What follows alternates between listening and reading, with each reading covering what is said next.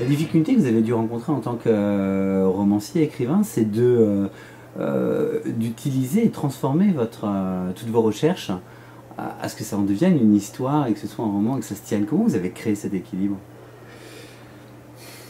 Mais je ne sais pas, est-ce que, bon, si vous avez l'air de dire que j'y suis arrivé, c'est bien. Ouais. C'était un à mon peu humble risqué. avis, hein. Non, mais c'est vrai que c'était un peu risqué parce que c'est très documenté et le risque, c'était que ça se sente, quoi. Parce que ça sente le document, la documentation. J'ai essayé de l'éviter, là où mon éditeur m'y a aidé aussi certainement, dans le retravail du texte. Je suis content si vous me dites que j'y suis arrivé, mais voilà, c'était... Est-ce que ça passe justement par les personnages? Moi j'ai ce sentiment-là, Alors, que les personnages canalisent les choses quand même à un moment donné. Ouais. Alors, il y a aussi ça qui est particulier dans ce livre, c'est qu'il a... Bon, je ne prétends pas avoir inventé quoi que ce soit dans ce domaine, hein, mais c'est quand même une construction qui n'est pas si fréquente que ça, et encore moins à notre époque, et encore moins dans le roman policier français, mais qui existe ailleurs, que j'appellerais des romans à la russe, de la fin du 19e ou du début du 20e siècle, où en fait il n'y a pas un personnage principal, un héros, autour de quoi tout gravite, et vers quoi tout remonte. Il y a une galerie de personnages qui sont tous soit secondaires, soit principales, tour à tour, au fur et à mesure du déroulement de l'histoire. C'est-à-dire qu'en fait, ce sont des points de vue successifs. Et aucun des personnages, même les personnages les plus principaux, si je puis dire, parce qu'il y a quand même un ou deux personnages qui émergent, aucun des personnages n'a une vision totale, si j'ose dire, de l'intrigue. Seul le lecteur fait la synthèse. Et donc seul le lecteur a une espèce de point de vue de Sirius, comme ça, et voit les protagonistes se débattre entre les mensonges et les vérités, en n'ayant qu'une partie de l'explication. Alors certains ont un plus grand nombre d'explications que d'autres, hein, évidemment, mais aucun ne les a toutes. Et seul le lecteur est capable de faire la synthèse. Et du coup, effectivement, c'est vrai que ça répartit la charge, en fait, si je puis dire, sur une galerie de personnages qui est assez vaste, la charge des faits et des éléments. Du coup, ça évite de l'alourdir en les faisant reposer sur les épaules d'un seul personnage, et peut-être que ça procède effectivement de ce que vous disiez tout à l'heure à propos du fait que ça ne sente pas le document. Christophe, il y a quelque chose que je voudrais savoir par rapport à, même si c'est une fiction, c'est quand même très proche de la réalité, c'est documenté, c'est voilà, c'est très. Est-ce qu'il y a eu des réactions positives ou négatives? Quelles ont été les réactions? Alors, j'ai pas eu de réaction négative. J'ai eu des réactions... Non, mais je pense qu'il y a deux choses. Il y a les lecteurs qui, comme moi, apprécient le bouquin, parce que pour ceux qui l'ont lu, je ne vois pas pourquoi ils l'apprécieraient pas. Enfin, bref. Et de l'autre côté, il y a ceux qui peuvent être concernés. Voilà, oui, ça. Alors, moi, je redoutais quelque chose, et j'ai été très vite confronté à ça. C'est quand je suis allé à Toulouse, chez Ombre Blanche, pour faire une rencontre avec des lecteurs. La salle était remplie de victimes, de parents de victimes. Et là, je me suis dit, je ne sais pas trop bien comment ça va se passer, quoi, parce que ces gens-là, c'est pas de la littérature pour eux, ils ont souffert dans leur chair, ou des proches, etc. Donc, et en fait, ça s'est super bien passé. Il y a même une qualité, je dirais, relationnelle pendant cette rencontre qui était très particulière, parce que, en fait, ces gens, disons 12 ans après, ils étaient d'accord, ils n'étaient pas d'accord, il y a des tas de... Ok, mais ils étaient vachement contents qu'on continue à en parler.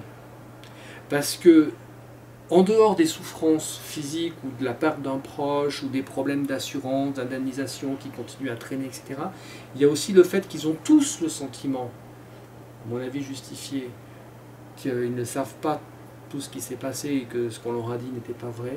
Et donc, ils souffrent de que le temps passe et qu'il ne se passe rien. Et le fait que ça devienne un livre, c'est pas le seul, hein. Il y a eu d'autres livres, pas des romans policiers, mais il y a eu d'autres livres sur le sujet.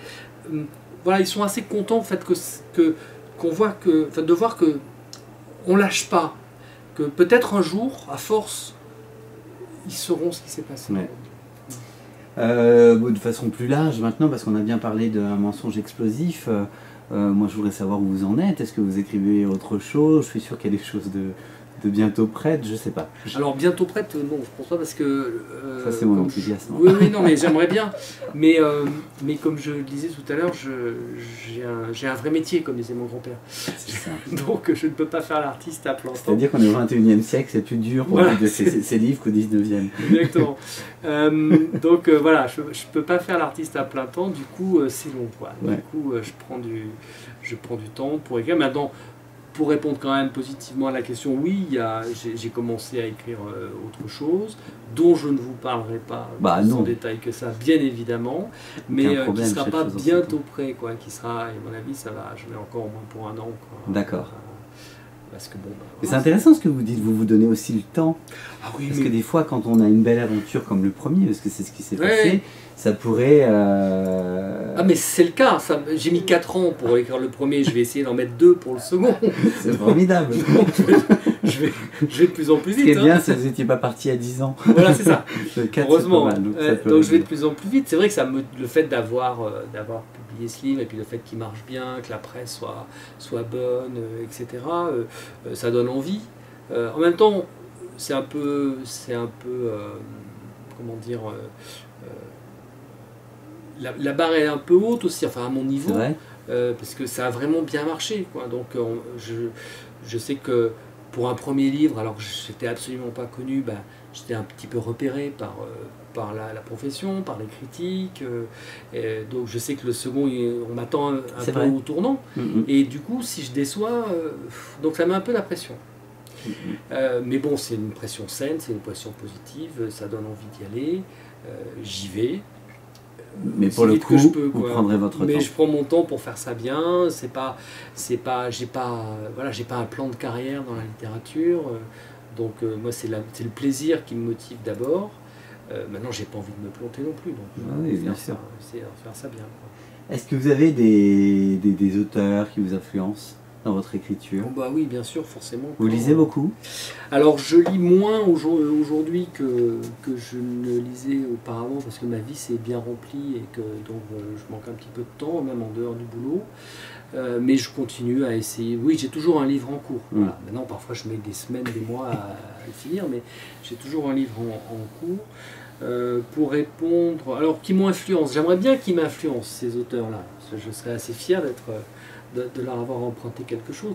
J'en suis pas sûr, mais comme ça, spontanément, je pense à Graham Greene, je pense à Vladimir Volkov, je pense à un contemporain aussi, quelqu'un que j'aime beaucoup les livres, qui s'appelle Sylvain Tesson, qui est, je trouve, une plume absolument extraordinaire.